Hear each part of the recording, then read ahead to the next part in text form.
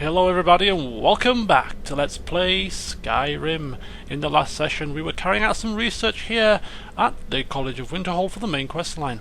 We were trying to find out the location of the Elder Scrolls. And for that we had to speak with our trusty lawkeeper, bookkeeper, librarian extraordinaire, Urag Groshub. Now I've been informed that when Urag put a book down on his desk, which Elwynn proceeded to read, apparently he actually put two down and I only read one. Do I still have the one that I read? Yeah, Ruminations of the Elder Scrolls, and it was a very strange and bizarre book which I couldn't really make sense of. There you go, second book that I missed. This one is called The Effects of the Elder Scrolls. It is widely known among scholars that the Elder Scrolls entail a certain hazard in their very reading. The mechanism of the effect has at present been largely unknown. Theories of hidden knowledge and divine retribution were the subject of idle speculation with little investigation. I, Justinius Paulunius, have undertaken to thoroughly document the ailments afflicted by the Elder Scrolls on their readers, though a unified theory of how they manifest continues to elude me and remains a subject for future study. I have grouped the effects into four, finding that the avenue of experience depends largely upon the mind of the reader. If this is unclear, I hope that a proper dictome will lay it plain. Group the first, the naifs. For one who has received no training in the history or nature of the Elder Scrolls, the scroll itself is effectively inert. No prophecy can be scryed, nor knowledge obtained. While the scroll will not impart learning to the uninformed, nor will it afflict them in any adverse fashion. Visually, the scroll will appear to be awash in odd lettering and symbols.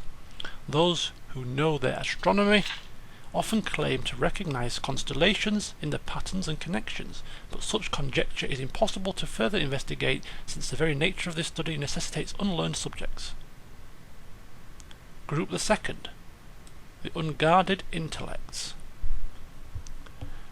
It is this second group that realizes the greatest danger from attempting to read the scrolls. These are subjects who have an understanding of the nature of the Elder Scrolls and possess sufficient knowledge to actually read what is inscribed there. They have not, however, developed adequate discipline to stave off the mind-shattering effect of having a glimpse of infinity. These unfortunate souls are struck immediately, irrevocably, and completely blind. Such is the price for overreaching one's faculties. It bears mentioning, though, that with the blindness also comes a fragment of that hidden knowledge. Whether the future, the past, or the deep natures of being is dependent on the individual and their place in the greater spheres. But the knowledge does come. Group the third, mediated understanding. Alone in Tamriel, it would appear that only the cult of the ancestor Moth has discovered the discipline to properly guard one's mind when reading the scrolls. Their novitiates must undergo the most rigorous mental cultivation, and they often spend a decade or more at the monastery before being allowed to read their first Elder Scroll. The monks say this is for the initiate's own protection, as they must have witnessed many unguarded intellects among their more eager ranks. With appropriate fortitude, these readers also receive blindness, though at a far lesser magnitude than the unguarded. Their vision fogs slightly, but they retain shape, colour, and enough acuity to continue to read mundane texts. The knowledge they gain from the scroll is also tempered somewhat. It requires stages of meditation and reflection to fully appreciate and express what one saw. And the fourth group, illuminated understanding. Between the previous group and this one exists a continuum that has at present only been traversed by the monks of the ancestor Moth. With continued readings, the monks become gradually more and more blind, but receive greater and more detailed knowledge. As they spend their waking hours pondering the revelations, they also receive a further degree of mental fortitude. There is for every monk a day of penultimate reading, when the only knowledge the Elder Scroll imparts is that the monk's next reading shall be his last. For each monk, the penultimate reading comes at a different and unknowable time. Preliminary work has been done to predict the occurrence by charting the severity of an individual monk's blindness, but all who reach these later stages report that the increasing blindness seems to taper with increased readings. Some pose the notion that some other unseen sense is, in fact, continuing to diminish at this upper range, but I shall leave such postulations to philosophers. To prepare for his ultimate reading, a monk typically withdraws to seclusion in order to reflect upon a lifetime of revelations and appoint his mind for reception of his last. Upon this final reading, he is forever blinded, as sure as those unguarded ones who raced to knowledge. The illuminated one, though, has retained his understanding over a lifetime and typically possesses a more integral notion of what has been revealed to him. It is hoped that this catalogue will prove useful to those who wish to further our mortal understanding of the Elder Scrolls. The moth priests remain aloof about these matters, taking the gradual debilitation that comes with reading as a point of pride. May this serve as a useful starting point for those hoping to take up such study. Dictated to Anstius Metshim.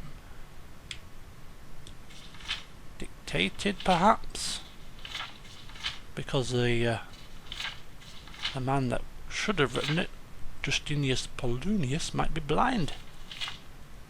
Anyway, quite frightening, really. Excuse me, my voice. Thank you, Urag. So clumsy of me to forget the book in the first place. But yes, Elwynn wondering, does he have to blind himself in order to be able to glean the knowledge of these Elder Scrolls? Drevis! Divine smile on you, friend. Oh my. That's never they can turn the There are also spells that help in avoiding conflict altogether. Take a look.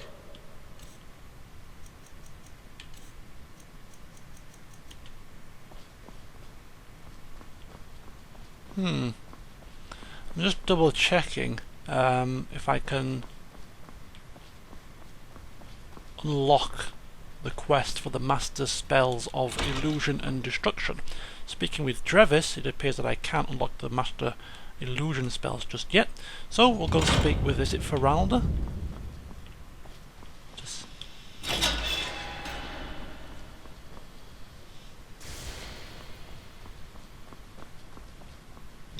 to see if we can unlock the Master Destruction spells.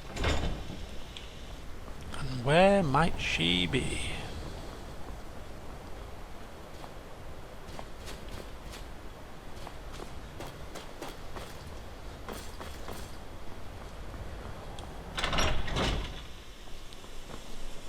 Hall of Countenance, perchance?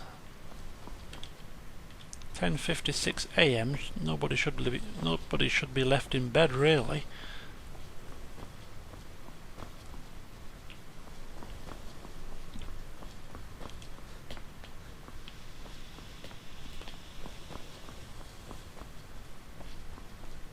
Feralda, where art thou? Not here, she says. Ah! You're not as dumb as you look. Oh God. What a way to greet the Archmage. Should have him fired.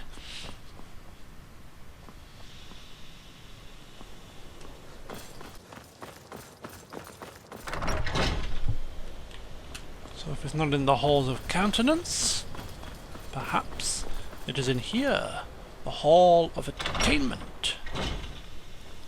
Anyone seen Feralda? Hello? It's like a ghost town around here. Everybody in their lessons, are they? Everyone's studying, learning the arts. Not that I can complain.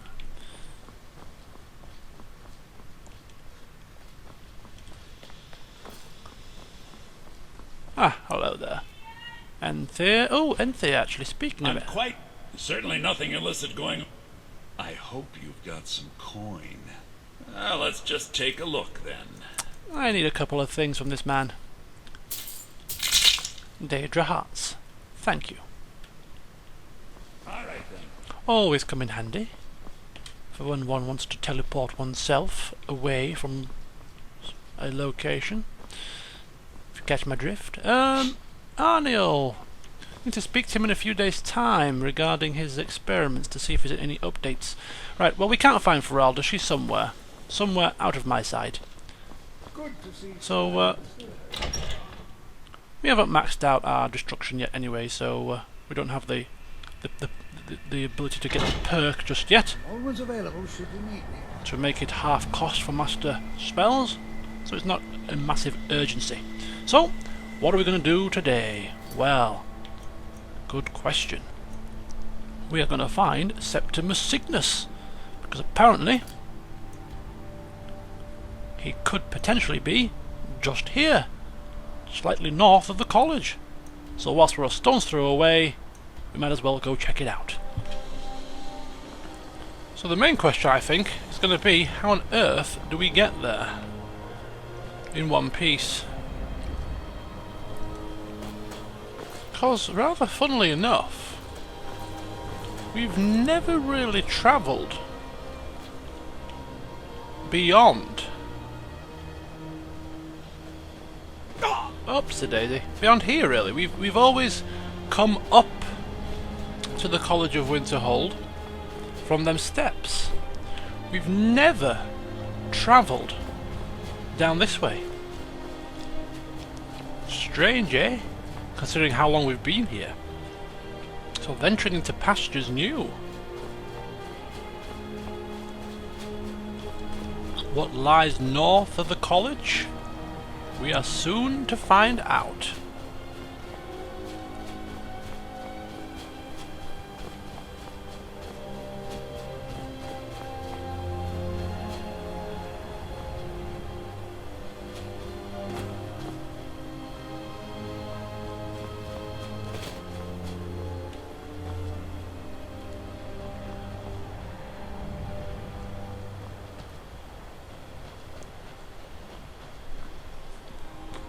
Quite the view, eh? Looking at the college from below. Looking at that rather rickety bridge that we always walk across. Doesn't look very sturdy from down here, that's for sure. Anyway, enough about that. We're supposed to be heading over there, approximately.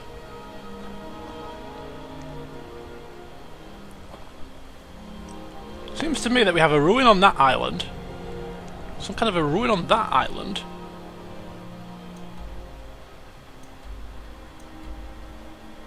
Yeah. Definitely need to explore this area a little bit further, don't we, really? Considering it's on our doorstep. Okay, we're going to have to get wet here. Unless we can hop from ice flow to ice flow. In which case, we're going to avoid it. This is rather cool. Hopping across the ice. This is very cool, in fact. Didn't have to get our little tootsies wet at all. Nice. So I don't think it's on this particular island, the location that we seek. It seems to be a little bit further over there, but whilst we are on here, I almost feel compelled to get to the top of this place and explore what is there. Don't know how big it's going to be, but it's a shame just to walk on by. Duh, duh, duh, duh.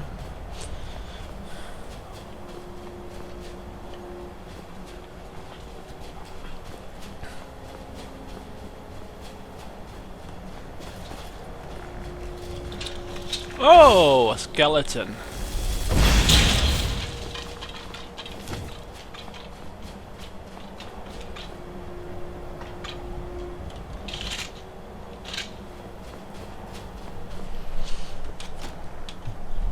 Another one.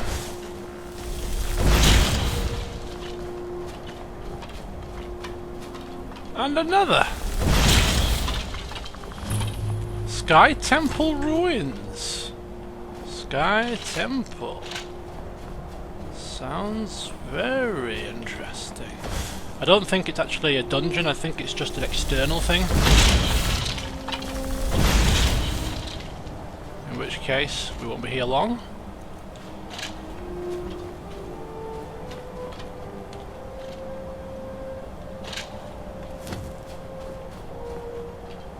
So this used to be a temple, now it's just a ruin. Deadly poison, ebony dagger, don't need the ebony dagger. So what the hell happens here then, eh? Ritual sacrifice? Oh, wait a minute.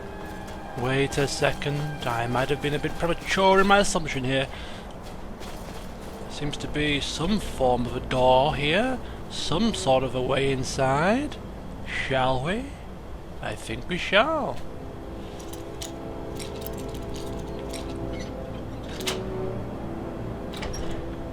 Ooh. Hello. Oh shoot. No! If he touches me, I am dead. Dead with a capital D, folks. I am dead as a doornail.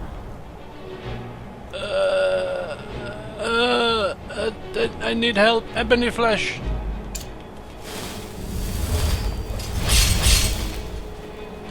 Right. I'm going to use something that I haven't used for a long, long time. It's a shout. And it's a shout that utilizes the outdoors. Yes, it is Storm Call Level 2. I have no follower. So, let's summon a storm. Come forth, Death Lord, to your doom! May the lightning strike you down, buddy.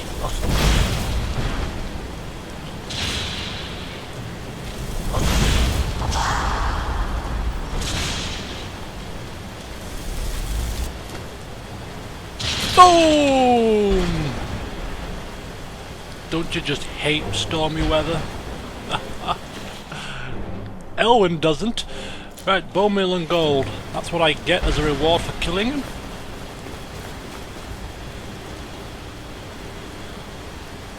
It's raining inside. It's got to be a glitch.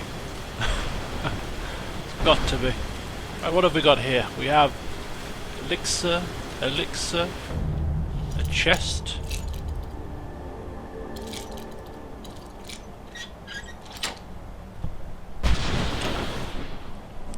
Ebony bow of the Inferno. I'll take that. Why not? It's a shame not to. And a book. Before the Ages of Man. I think I have this already. We'll leave it there.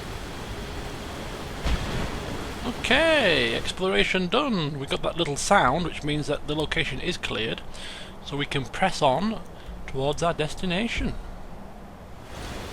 It can stop raining now. The one drawback of Stormcall, of course, Elwynn has to get wet in a torrential downpour.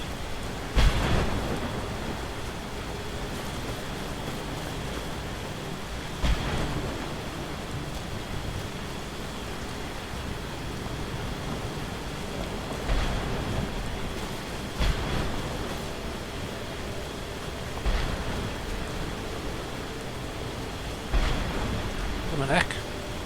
If this is still part of the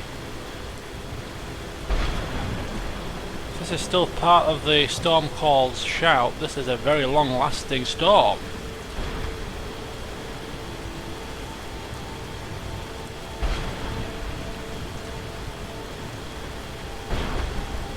Ah!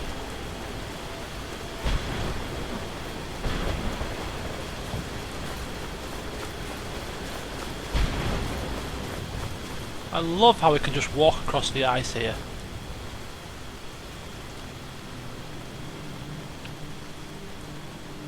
Storm is abating. Yeah, this is a very unique area, really, it is. Skidding across the ice, north of the college. Never in a million years did I think I'd be over here. Out in the desolate wastes. Septimus Signus's outpost discovered. As the hawkers belly flop towards us. There they come. Look at them. Look at this for an entrance.